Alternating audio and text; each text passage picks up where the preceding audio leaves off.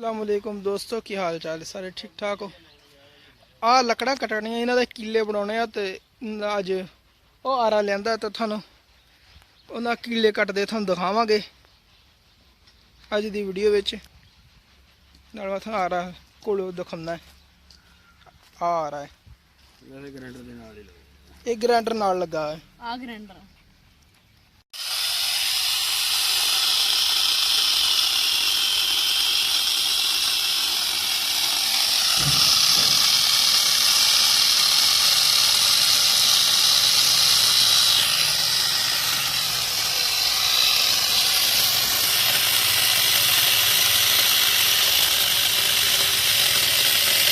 थले रख लो ऐसे कटवा नहीं ना कीले लगाएंगे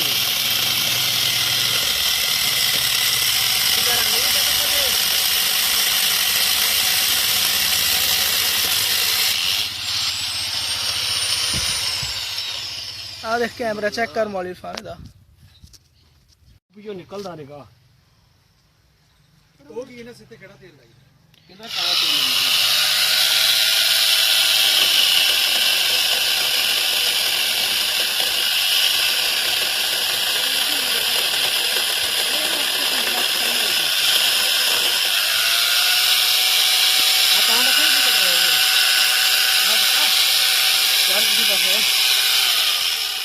इदा ना कर इदा उते ग्राइंडर ते पैना प्रेशर आ तान रखता है उत्ते रख देना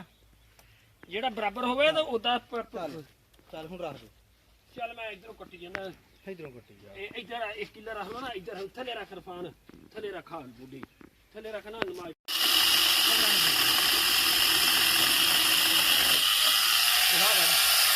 बूढ़ी के ढींग मोटी रखना कोई थले ओ किला ले जा नहीं लगता तुसी कहां कीती हो बस बस चल की डिगदी है भज के लकड़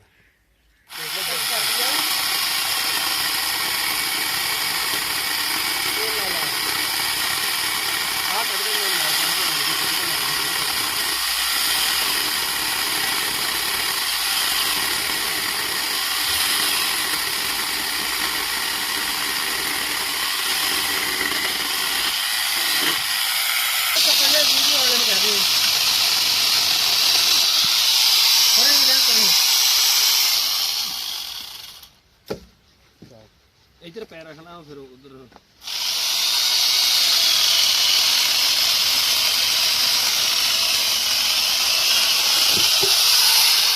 आ कटना बहु मड़ जा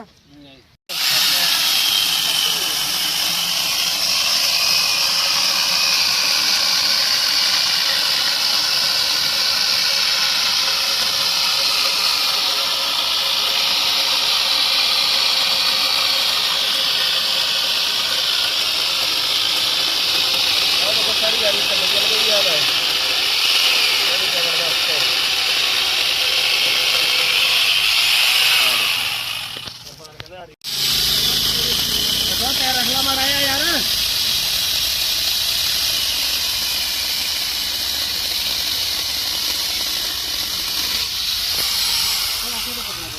ले आ बड़े तेल ले